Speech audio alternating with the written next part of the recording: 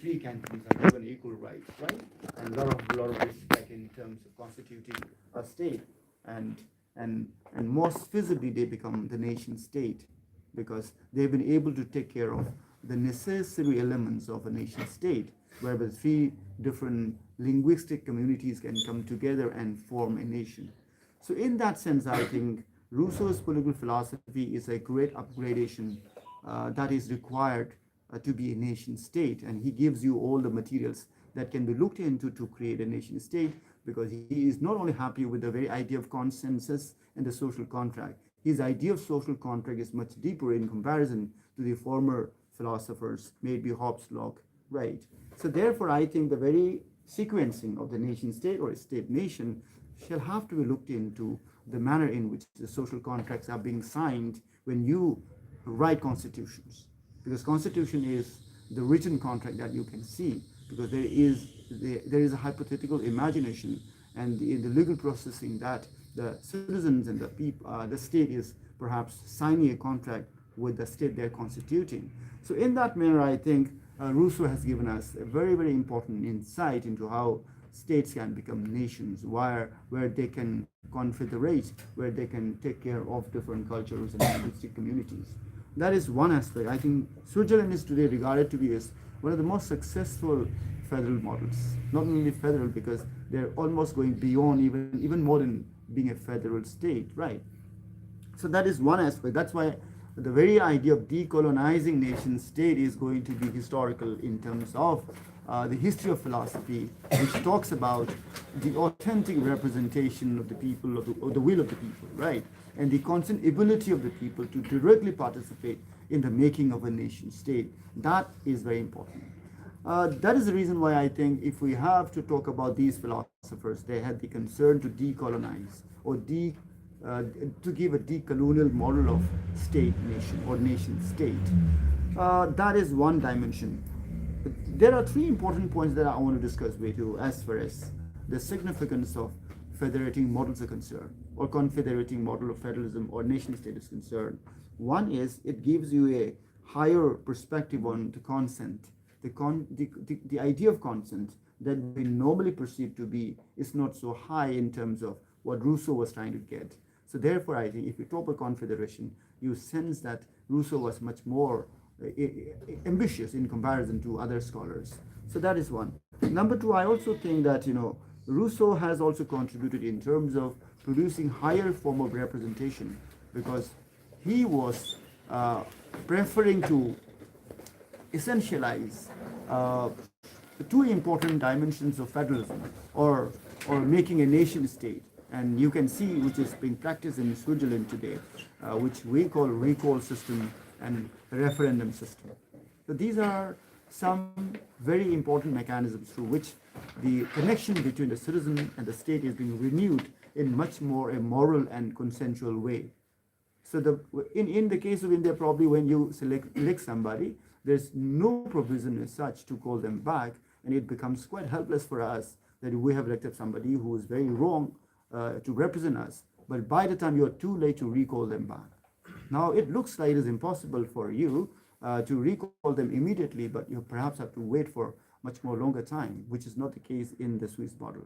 So I think that these very practices of institutions is going to have a history, and the history is that you have philosophers like Rousseau, who was very adamant on these aspects of making a state and a nation, right? So therefore, I think you need certain revisit of the philosophies that we have had, and that can really help you to decolonize state, because there's a need for decolonizing state because or nation state, because the basic norms that govern modern civil society, the modern nation state, is to be about the actual representation, not the real representation, actual representation.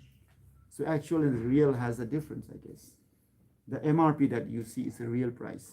The actual price may be much lower than the MRP that you see on a commodity. So in that way, decolonizing nation state will require to go beyond the MRP of the nation states. You have to get into the actual price of the people and the state. So in that way, what I'm trying to do is that we have to relook into the loosely used notions like nation state. And I think it is better sometimes that you resequence it, say that state nation, because it seems like many states today are in the making of becoming a nation, and it is struggling to become a nation, in fact. So it will be important to not to presume that you have a nation as a given commodity or a given entity, because it has a history of making, and that process was seen very much in the case of many other countries like France, for instance. Ernest Renan, if you read Ernest Renan, he was very, very unhappy with French Revolution. He was beginning to say that identity, religion, language, race was never going to be a sufficient condition for making a nation state. You have to go beyond that. So I think this was very well reflected in three important commissions of India. JBB Committee 1946, I guess, 48, and Dhar Commission, and also the SRC, that is States Reorganization Commission. So all these three committees in India at the time of transition of power were aware of this facticity that language was not supposed to be always the factor for making or reorganizing state. So I think that connection can be found there as well. But later on, things turned out to be much different than what was imagined by those people who had some understanding of the difficulties and the challenges of reconfiguring states on the basis of race, religion, or identity. So I'll come to that part. So now I think we're fairly, my intention to do, to actually explain here is that we probably have to resequence our use of nation-state chronology. And I think this resequencing is even better, is even more democratic, because then you acknowledge that nation making is a continuing project, and you have to have an opportunity to question the limitations that you have had so far. So that is one aspect. Now I talked about why confederation is a higher and better prospect of making a nation state, because, to repeat, it gives you a lot of consent, it gives you a lot of representation in terms of referendum and recall, and thirdly, it is much more than contractual sharing of power. Contractual would mean that the union will always have an upper hand. If you look at the Indian state system, the union government or the union parliament has always schemed things in such a way that it wants to have an upper hand in any form of legislative systems. So therefore, I think one has to be fair enough to say that federal arrangement of state system is much more better in terms of real representation of people, right? So I'm not sure whether the theoretical readiness for these ideas is also going to be actually played out in our real political exchanges. That's a different question. So I want to also say that we can talk about another important federal scholar called Daniel Ellazar, who has almost become one of the prominent scholars on federalism. And he normally argues that the idea of self-rule should be also informed by the reality of shared rule. If you say that my language has to have a state, if you say my ethnicity has to have a state, that is called self-rule, for instance. But it has to go beyond that, because there is a possibility that you have to have a situation of sharing your self-rule with the overlapping identities. I'm using this term very consciously, the term overlapping. Overlapping identity has to be respected when you are vouching for self-rule. Because if you do not respect these overlapping spaces, what will happen is that your self-rule is going to be becoming exclusive and also depriving the other who's confined and located within that geographic space called territory of a state. And Manipur is a very, very classic example, where there are around 35 recognized communities, and these communities are crisscrossingly inhabiting many areas. Once you see the inflation of the violence or the conflagration of the violence, there is a tendency that this idea of self-rule is being preached, and in the very process of clamoring for self-rule, you are also systematically creating an exclusive domain of your community, whereby finally you want to scheme that project as a you are alone and exclusively occupying that particular space. In that process, what happens is that violence becomes very imminent.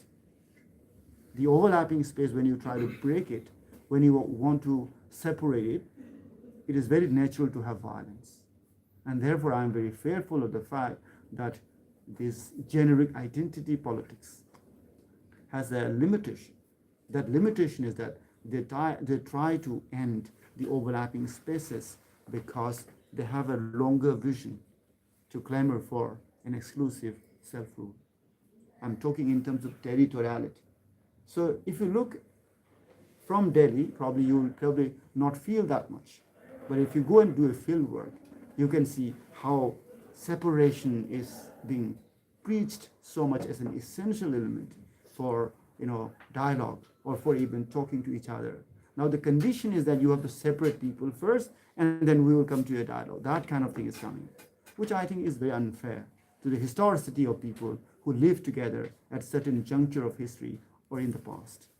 And you have no right, I guess, no moral and normative right to separate people just for the sake of an identity politics that aims at having a self-rule for only somebody or for some identity, not for the whole region or for the whole community or the overlapping community. That is my kind of reading. That is the reason why I say that Article 3 is a question mark.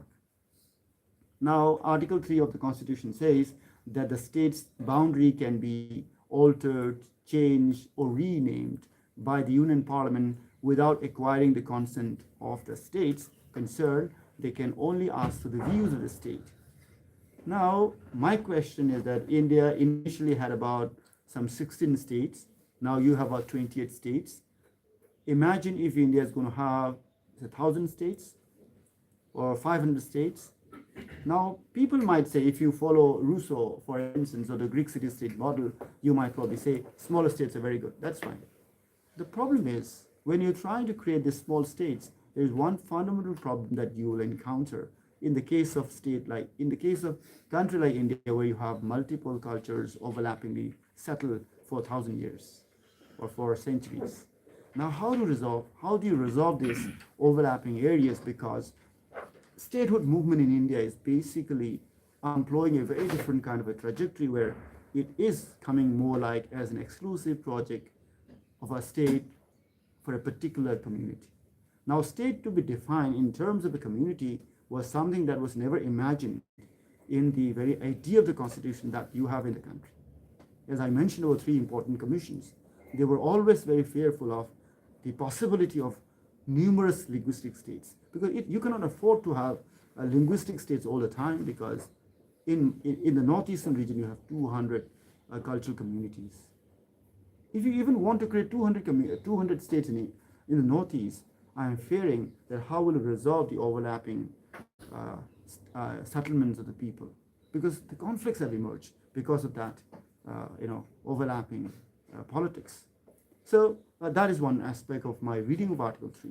And interestingly, I want to quote Professor Balbir. I recently interacted with him and I raised this question to him, sir, do you think that Article 3 still is, because they are also trapped in that binaries. They're not ready to explore more ideas. And that is the reason why you will see it very difficult to get these ideas circulated in the academic world.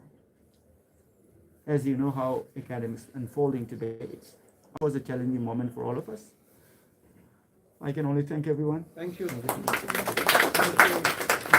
Excellent questions you have raised. I think, fortunately, we have an expert with us, Professor Satish Jha, whom I would like to respond. I think 2-3 issues that you have raised. This formulation that nation is state and state nation. I think this is a wonderful formulation, because in European world, probably they never